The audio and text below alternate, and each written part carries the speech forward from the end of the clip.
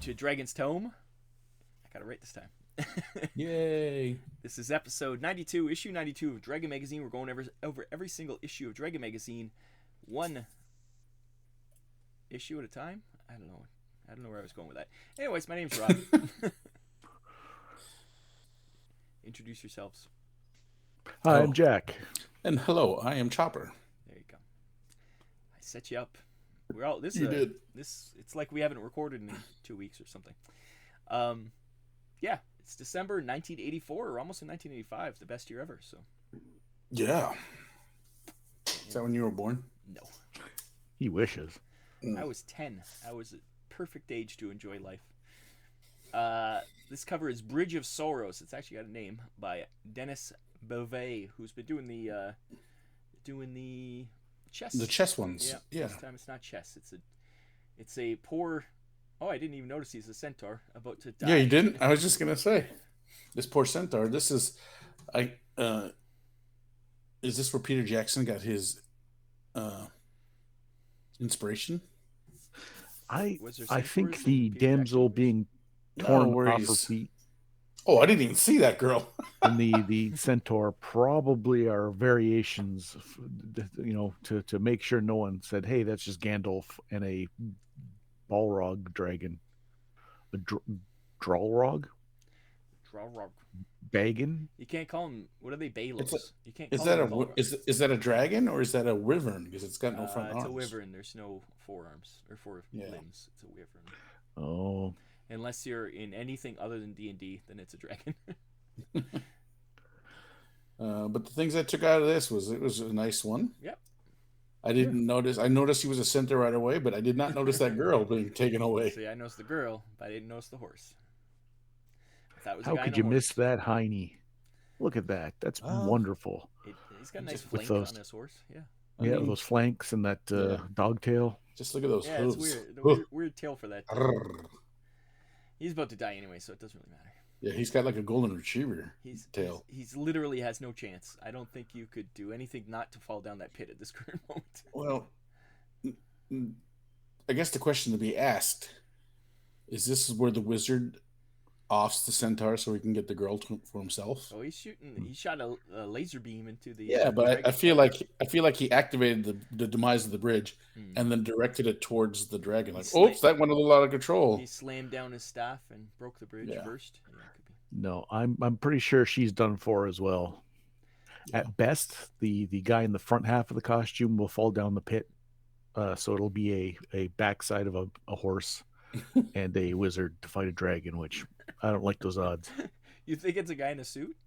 Yeah, you can see his face coming right out of the waistband. He's looking. What's going on out there? Why is it so noisy? That's funny. That's even funnier. Yeah. Let's get to this issue. I don't think anything exciting is happening in the editor section, so let's go to Jack. You're both wearing black today, so I can't really choose. Me? But Jack, you're going first. Okay, issue 92. Let's see. What do I have here? I have Are you the done? PDF. No. I was gonna say I have nothing. I'm done. No, I'm tapped. I'm tapped. What? We just started. Yeah, I'm out. This is the issue I didn't read. Yeah. 92, and I'm looking at my notes, and it says 102. Sweat starts coming down. You start talking about something random. Page. And just by coincidence, it has a centaur on the front where I would make the same joke about it being two guys in one costume. Yeah. Let's go to page 8 in the PDF. This would be amazing setup if we go to 102 and there is a centaur on the cover. I did this thinking that one of you guys was going to do it, and Jack did it. I didn't do this because I hate clerics. I like basically clerics. To sum this up, and I think it's something that has become pretty mainstream now. It is another article, and we've seen them before, where we address why clerics were kind of samey, how they all had the same weapon restriction for no real particular reason. Why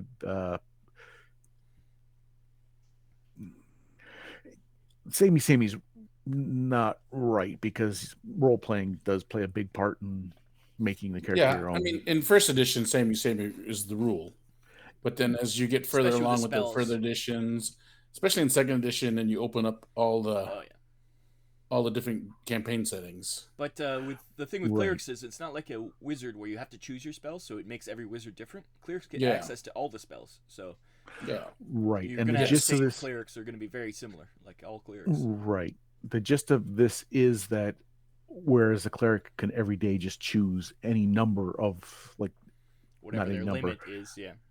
whatever the limit is of any selection of spells. This is an article about why certain gods wouldn't let you have certain spells and why you would be restricted. And it's another way of limiting or customizing your cleric in your party or in your game. Is the take I got from Gary Gygax in this, Well, definitely it was what goes into the clerics handbook in second edition, where it is much like this, where each god does influence what spells you take and what weapons. Yeah, and I thought it was written pretty similar to. I didn't think about. We didn't use this, or my cousin didn't use this in first edition, but it definitely comes to light in second edition.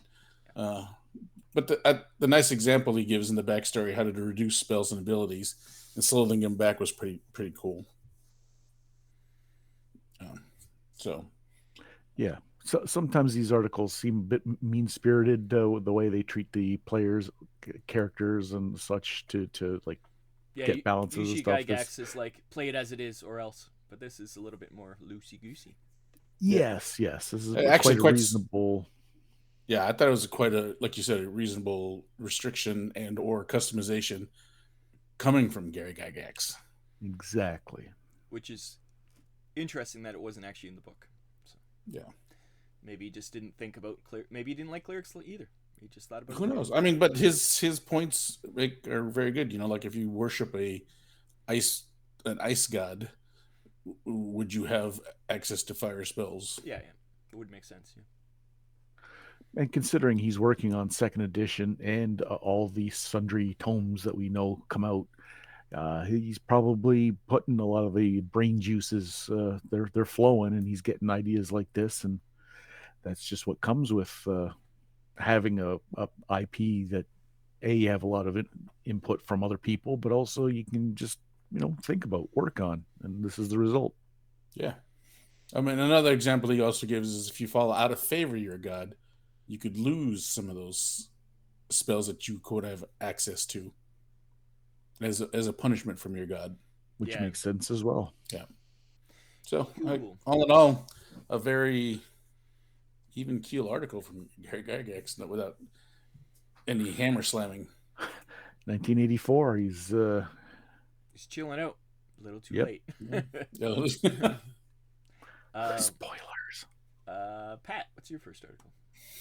All right, well, I'll go to what would be my second articles, since we did my first article. Jack stole that one from you. He didn't steal one. I just knew one of us was going to do it, and I just did it just in case. All three at one point, all three of us are going to go, oh, someone's going to do it, and then no one does it. It's going to happen eventually. I try not to strategize like that. I just choose what I want to, but one day we'll all be like, oh, well. I do the same too. Other than the ecology ones, I know someone's going to do them. Which is what we're going to right now. Oh, that's called a segue. Page 31.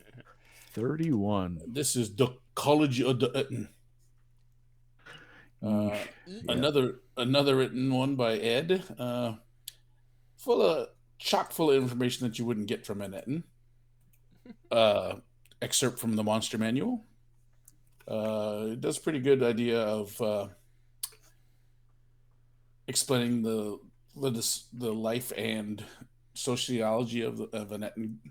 They're mostly solitary creatures, like he goes through, but he talks about that they mate, and then once the kid is, I want to say 6 months old, because he goes full growth in a year, they say. Then the woman, the female, walks away. She's done. She drops the mic, heads out. The one interesting thing he puts in here is that he states because they have a similar deity that the Ettins worship. What's that god's name? Grolantor, which is the hill giant god in the D's and Demigods book. He states the ecology and sociology states that because they had similarly, they probably had to share a social aspect back in the day. but not so much anymore as they hate each other. But yeah, I would think that Ettins were mutants that got cast out and became viable of some sort. Yeah, or as I like to, because they talk about orcs in this thing too. Maybe it was an Ettin mate with an orc and had themselves like a little mutant child, and that was unheard of. You are cast out. Well, I wouldn't want to see. Kinda thing. I wouldn't want to see a net and an orc. I mean, go at it. it's a little West Side Story for me, but How Well, tall are Ettins? they're about the same height as hill giants, but not as thick. Hill They're giants are thinner like the and skinnier. shortest of the giants, I think, aren't they? Yeah, hill giants are the smallest. Well, it does imply of the two heads, one's kind of like a superfluous head. Yeah, I mean, Is there's talk about like a Netton can still survive even if it loses another head. Yeah, which is It an has- odd addition that I had not thought of. That I was just reading about a Indian child, like in the I don't know, turn of the century or something, and it had just a head stuck on top of his head, but it had a whole separate, like it was like a separate entity, but the other it didn't talk, but it was like could look around and stuff, and the other person, the kid, could hear the other one's thoughts supposedly. It was really weird. Ugh. And I saw the skull of it. It's freaky. And then the joke is the kid died by like a, what was it? It was something weird, like a spider bite or a snake bite or something. It didn't even die from having this head on top of his head. So funny world we live in. So Ettins aren't that weird. funny wouldn't be the word I would think of a disfigured child being killed by a venomous snake, but that was a side point of the comedy. story. That was the irony of it. Oh, okay. So yeah, that's the ecology of the Ettin. Nothing more to say about Ettins. Yeah. I think the irony would be if he had been jumping on the bed and there was a ceiling fan. But that might cure him. I'm gonna jump to I think it's actually 72. It's the Aries log. It's the actual editor letter in the Aries magazine this time. Oh. The thing was, they're talking about Amazing Stories TV show coming out, and it never occurred to me that Amazing Stories TV show was associated with Amazing Science Fiction magazine. I didn't think they were two different. I didn't think they were the same thing, but it is. Neither. Yeah, I never realized they were connected, but they are. It seems. Thanks to this editor, he's talking about how Steven Spielberg, yes, that's Steven Spielberg, is coming out with this TV show, which was a good TV show. I remember liking it as a child. But yeah, that's just my Aries log to talk about that. It was just a quick note. So back to Jack. I actually didn't have any Aries this year. This year? That was my only one. This Yeah, year. the other ones are. I forget what the Marvel one was. It wasn't that good. No one talks about it, huh? I enjoyed who they Silver Surfer. profiled. Yeah, it was more of a, but they're not mainstream. Did any of you guys go over it? Because I didn't go over it. I leave the Marvel ones to you guys. No, I don't care about the Heralds of Galactus. It really didn't. Well, matter if you play Marvel and you're looking for Heralds of Galactus, it's Silver Surfer and who's the other one? Nova and Terrax. Yeah, Terrax. That's the other one. But yeah, not a big fan of Silver Surfer. Never was. Really? I enjoyed Silver Surfer. Is it because of Joe Satriani? How do you say his name? No. It was before Joe Satriani. It was way before Surfing with the Alien. That's the only way. I remember as a kid, I saw that album. I'm like, what the what? I'm so confused. Not allowed to do that. Yeah. Jack, what was your next article? Oh, okay. If you don't mind, we're going to go to page 62. 62. Aww. And I don't have much. Well, there's lots on 62, so maybe we didn't cover the same thing. Well, there's only one thing on 62. There's only one thing on 62. Yeah, but there's a lot to be said. I could use the assist because my only point was I played Tune, I think, twice. And the group didn't really understand what a cartoon is. No, I could see the potential. Everyone could see the potential, but it never gelled, and I don't know why. And it was one of those things. It's a Steve Jackson game, and it is basically maybe by today's standards, everyone knows what improv is. Everyone knows about yes-anding, and everyone knows about being there to assist and being able to, I think at the time when this came out, obviously in the mid 80s, as a kid, we didn't have the ability to really take advantage. But I remember playing it a few times. Yeah, we played it a couple of times, and I think we all had a good enjoyment of it ourselves because we took it for what it was. We didn't take it seriously. We also were very much into playing our favorite cartoon guys when we made our characters. Like I based my character on Fritz the cat, we no know. Jerry the Mouse when they were the Mouseketeers.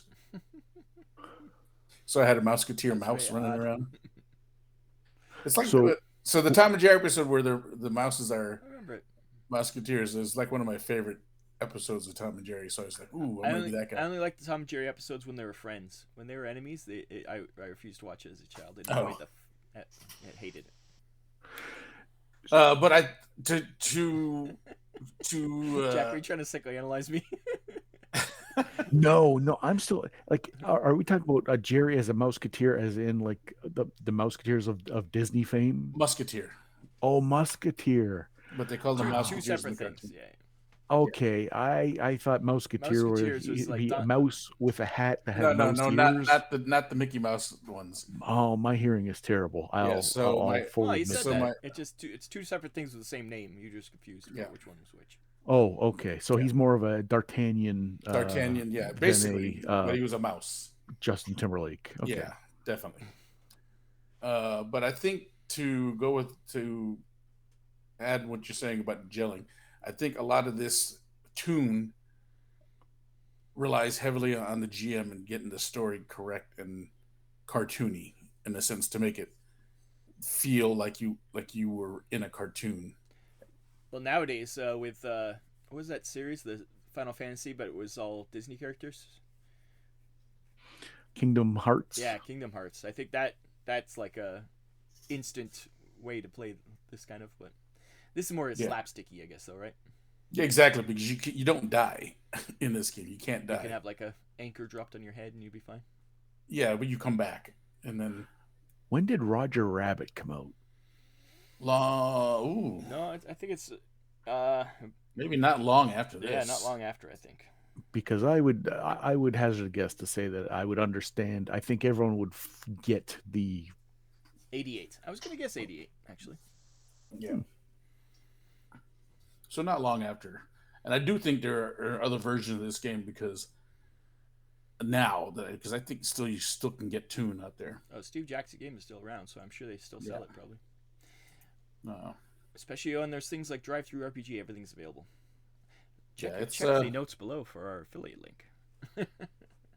So I thought it was a good weekend fun where everyone was like, I don't want to run my game. I don't want to run my game either. I don't want my game either. All right, well, let's play Tune then. We tried that out, then we had a good time. So it became like the weekend filler if no one wanted to run their campaign or were in between campaigns and weren't ready. Yeah, you just go crazy for a little bit. Yeah. I believe that was Jack's. So, Pat, do you have another one? All right, we'll go to my last article on page 36. 36. We're back with our good friend Ed Greenwood is back. Our good longtime friend of the show, Ed Greenwood. Where Jack is never insulted. Yes. Never have. Big fan. Yeah, he's doing more of his magic books. Yeah, so we're on Pages from the Mages 3. And in this article, you're going to get 4 more spell books from Elminster himself, each containing new spells. What are the books? Eobrar's Workbook, Orgelin's Arbitel. These are like weird names for books. The Scalamagridine. And the Tome of the Covenant. The Tome of the Covenant is the only one that sounds normal to me. But there's like 3 or 4 new spells in each of these books, and it gives you a little back history. So if you wanted to add these into your campaign, it gives you enough history that you could throw them in there. My favorite spell is actually the Thunder's Lance, because in the description you can make this like it's like an air lance, but you can like set it low so you can make people trip. But if you use it like a real lance, it ignores armor. Jeez. It makes everyone armor 10. But if you had a magical armor, then your armor 10 is adjusted by the pluses of the magic armor. Jeez, that's pretty powerful. Yeah, it's pretty rough. But because it's invisible, you can sit it up high, so you could hit him right in the larynx. Yeah. Everything I see Ed Greenwood, I'm like, this guy is just a font of stuff coming out of him, eh? Like, how many new spells did you just write for just Dragon Magazine? Just right here. Well, it's not even the spells. He gives like a whole what the book looks like, how the book became to be, where it ended up, how it got lost. He's just like limitless imagination, this guy. And this is number 3, so I don't know how many books were in the other ones because I can't remember. He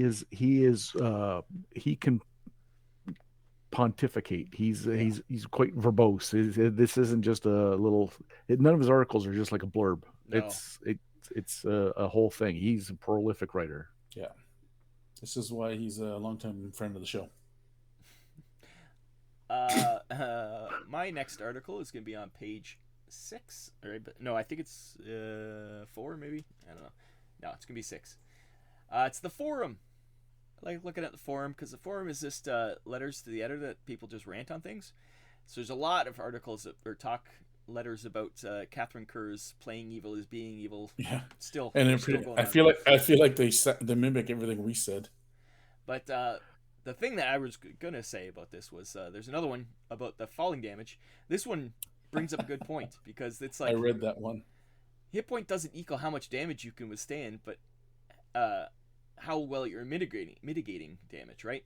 Hit points aren't actual damage because otherwise it wouldn't make sense, right? So everybody should really be able to take about the same amount of damage. So falling shouldn't be affected by level and stuff, but it could be a percentage of. I think that's the best way to do a percentage of your hit points by falling instead of like weird rolls and stuff. And I was like, that's actually makes sense. It was a shockingly simple. You could have in a module. If the character falls the full length of his drop, they lose X percentage of their maximum hit points. Because it doesn't matter how much life you have, or how much hit points you have. It's your life that you're losing. So. And there was pages and pages of formula that other people were doing, and they were arguing about what constituted kinetic energy and what. Yeah. It should be like every foot loses 10% or something like that. It's easy. I just thought it was a lot. Foot, every 10 feet. I mean, every 10. Every foot. Ouch. There was no reason to make falling that complicated. No. Well, it wasn't. That's the whole point. In the book, it isn't complicated at all. No. A paladin trips and falls on the ground, explodes. I mean, 1d10 per foot. Not to say that you could use it or it's not valid in any sense of the matter, but some people like to make their role-playing games as real as possible. I think that takes away from the imagination a little bit, but it's not supposed to be simulation. Yeah. No. BattleTech is simulation. This is not. We've seen now both Catherine Kerr's odd take on morality and this falling damage is now we're on like probably 6 months. Well, I don't think she did the falling damage. She did the evil one. It was this other person who did the morality one. I wonder if the editors have regretted either having either of those articles. Yeah, I wonder how long the forum's going to last because it's just filled with these. Every month is filled with these. You're right. How long can people go like, I'm reading the forum anymore when it's chock-a-block? Well, but that's the sign of the times, though. You know what I'm saying? Or not the sign of the times. That's where we're at in far as answer and response. We're not. You can't get an immediate response because you're not like posting you're on an article. You have to write it out, put it in an envelope, send it. They have to get it, then they have to read it. Yeah, I suppose so. Oh, it gets good when they start rebuffing their own things. It's great. So I think what's happening is that all these letters are coming late after the issues are being. So now we have to. It looks like it keeps piling on. There must be no other controversial articles because they only focus in these ones. So. And the editors are choosing to use these ones, so maybe there's not much else going on, and they're thankful for this these hot topics. I think if there was other choices, they would have chose other things because it's just gone on too long. Jack, do you have any more articles? No, by the rules set down from upon high, right from the when when both of the tablets came down from Mount the Sinai. mountain. It's 2 articles and 1 ad. So how I wouldn't deign to break that covenant between me and God. the powers that be. So no, I'm tapped. Obviously, everyone else should be as well. Pat, do you have any more articles? No, I did have 4, but we ran out. 2 of them Which were are stolen. used. I just have some quick hits that we're going to go over. Page 88. We're in the Gamer's Guide. I just want to say, all of a sudden, it's T-shirt heaven. Look, it's just like every other one is a T-shirt. It's like somebody realized, hey, I can screen. What are they called? Silk screen. It's silk screen. Yeah. Yeah. I can. Or we're making iron-on decals. I don't know if it's that Those, advanced. no, those were very big because those were big in the 80s too because you got them in cereal boxes. Yeah. So all of a sudden, it's all T-shirts in the Gamer's Guide. So if you want some, after you buy this T-shirt, T-shirts, it starts peeling 2 weeks later, or just disintegrates. Yeah. Yeah, there was a time everyone, well, oldsters like us, remember what it looked like when one of those T-shirts they would flake almost. Flake, yeah. Yeah. Well, but you're right. They know their audience. The word has gotten out. People are like, oh, okay, I've got these wacky T-shirts that have dragons and wizards on them. This Mr. Lucky T-shirt guy must also have a van painting company too. Yeah, very very similar to Sides of Vans. The other T-shirt right below that's a dwarf it says who says dragons don't fly, and he's got dragon poop on his shield that he just dropped from above. And then the other one's a little bit more serious. They're actual nice T-shirts, the multicolored T-shirts. They look nice designs. It's just crazy amount of T-shirts, and you can still buy a dragon bone. So that's all. Yep. Yeah. And my last is on page 40. Oh wait, well, it's not one of my ads while we're here. I just like to point out now that the dragon bone is patented. Yeah, this is technically ads. I should have kept this in the ads, but oh well. Yeah. It's all right. It's patented? Yeah, they were looking patented pending before, right? Mm-hmm. In the book reviews, I just wanted to say, why is the Name of the Rose being... it doesn't fit too much in a fantasy magazine. Yeah, if you're aware of what Name of the Rose is about, it's not very fantasy. It's about monks exploring their sexuality a bit, so... Starring Robert Downey Jr. and Topher Grace, was it? Yeah, that's right. Now it's a murder mystery in a thing, but it's a good book. But it's not very fantasy oriented. I don't know why it's in here. So, it's ads. Jack, do you have an ad? I bet we all have the same ad. 2 ads. I'm gonna go to page 19. Yep, I don't know if that's the ad everybody has. Okay, well we've yammered on for long enough. I think we'll get a good episode out without having to. That's right. I chose this one because of Talisman. Is that why you chose this one? Well, it's a who's who of games, of the Games Workshop early games. Talisman, obviously, we still play the digital copy today. It's a flagship product of theirs, obviously 1984, and it's still going to this day. Yep. Battle Cars sounds a little familiar. I don't know if any of you Steve Jackson gonna sue somebody. see any resemblance to something else about drivable cars bristling with weapons in the future who go around on in a sort of wars, you might say, in a war of sorts. If you were to think about cars and combat and just say maybe a car war of sorts, and then Doctor Who, that's a good license to have. Back in the 80s, you're talking prime time. That's Doctor Who at its I guess bonus points if you can say who the Doctor was in 1984. Oh, you can definitely tell it's Tom Baker because look at his hair. Because you can see his hair. I was like, I wonder if anyone will get it because of the hair. Yeah, he was coming to the end though, I think, by 84. And then Golden Heroes, I like how it says, coming soon from England, a superhero role-playing game developed over years of playtesting. We didn't just jump on the bandwagon. It's been years playtesting, people. Yeah. Not like Champions or Marvel or any of the other ones, yeah. Or DC that we just saw. Was it last week that, yeah. I will say I do still have a full copy of 2nd edition Talisman. There you go. This is the first edition. Yeah. It's expensive, $18. It's still, in the 2nd edition, it's still standees as characters. Yeah, I'm sure this is maybe not even, is it chits? Yeah, I think it's standees. Yeah. I like it. It's a marvelous combination of old-fashioned board game. It is this roll and move. But yeah. Fun Yeah. game. Get the digital. It was on sale recently. Go buy Yeah, it. the digital one is the Fantasy Flight version Yeah, well, yeah. It's with still the GW. expansions. GW With the still gets expansions, credit, so but yeah, they're licensed from them, yes. Yeah. And find Pat. You can play him online. Don't find me or Jack. We don't want to play with you. Aw. Oh, I play so much Talisman, it's crazy. I do too. Pat, do you have an ad? Because that was my ad. I do. I have two actually. Oh, nice. Look at this. He's taking one of mine, Jack. It's okay.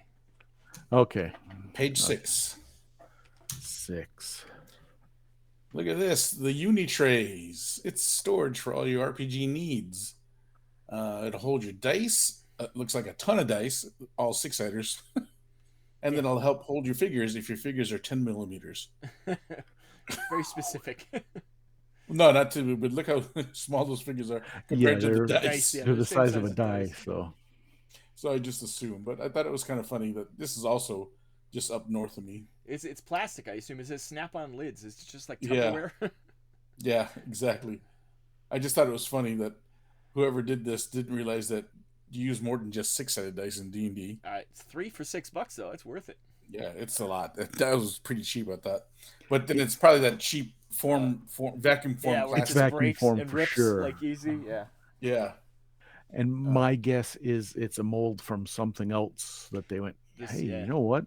Yeah. Once you take the whatever it is out of the packaging, or the Lunchables, we take those out of here.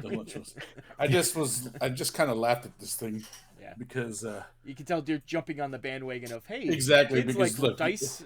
It's just 6-siders, and look, let's put figures in there because they use figures in these games, Look how and they're so small tiny. Yeah. And look at the tanks. Yeah, we got 2 tanks side by side.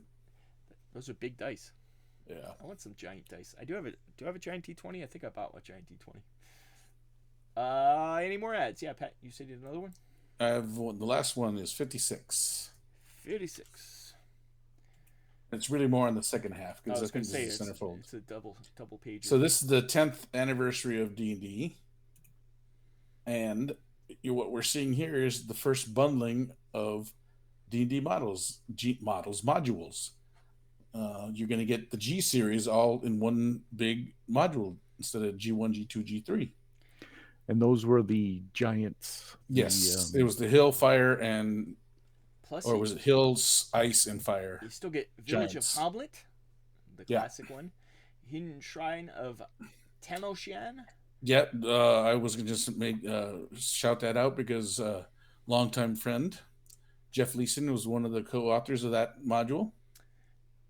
Maybe we can actually maybe have him on the show one of these days. We could. And Dwellers of the Forbidden City is the other one that comes in there. Yeah. $16 for what? 6 modules? That's pretty damn good. When you buy a hardbound AD&D book. Are they? Yeah, that's cool. Yeah, but this starts to become a thing because I think the next bundling is the Ace series, which is the Slavers series. Can't say that anymore. Yeah. It says it right on the module, so I just read it. Oh, there's sales. TSR is having sales. Hope that's not a bad sign. Who knows? 65%.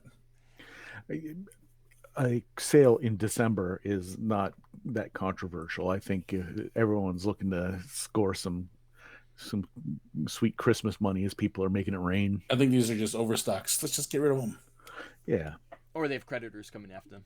But yeah. Maybe once again, I'm reading too much into it. That was the last of my ads. I wanted to give a shout out to the G series, which is one of my favorite module sets. And the Hidden Shrine, and the Hidden Shrine and Tome-chan, which our good friend Jeff wrote. Perfect. Yeah. Other than that, I don't think we have anything else then, guys. Back to the cover. We will be back next week to discuss 93. Until then, comment below. What is your favorite module from D&D, or AD&D as it were? Yeah. And tell us. Or what's your favorite series? Like the G series was a good series. He's a G-Dog. G-Dog. Yeah. Hit the bell, do all that stuff. I don't know. Like, share, subscribe. Point to Jack's genitals. I'm being inappropriate underneath this desk.